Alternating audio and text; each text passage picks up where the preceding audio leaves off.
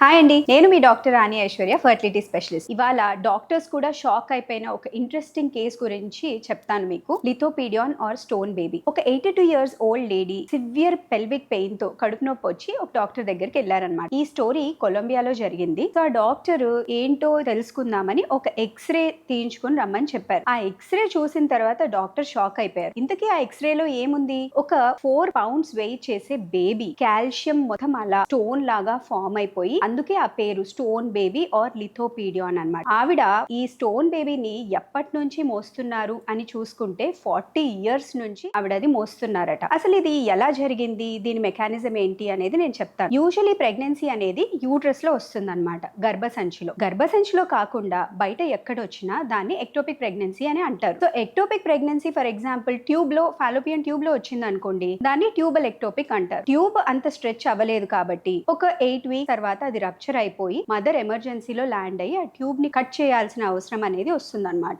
ఇది tubal ectopic. కానీ ఈ కేసులో ఏం జరిగింది? అబ్డామిన్ లో ప్రెగ్నెన్సీ వచ్చింది. ప్రతి 12,000 ప్రెగ్నెన్సీస్ లో ఒక అబ్డామినల్ ప్రెగ్నెన్సీ అనేది చాలా రేర్ అన్నమాట అది. సో అలాంటి రేరెస్ట్ కండిషన్ లో మళ్ళీ ఈ లిథోపీడియాన్ ఇంకా రేర్ అన్నమాట. మన కాలభైరవ అండ్ మిత్రవింద 400 years తర్వాత కలిశారు. అలా ఒక 400 years లో స్టడీ చేసి ఈ కేసెస్ ప్రపంచం మొత్తంలో ఎన్ని కేసెస్ ఉన్నాయరా అని లెక్క పెడితే జస్ట్ ఓన్లీ 300 రిజిస్టర్ అయినాయి అంట. అంత రేర్ మెడికల్ కండిషన్. ఇది ఇండియాలో కూడా జరిగింది అండ్ చైనా ఇంకా చాలా కంట్రీస్ లో జరిగింది. So this is about stone baby.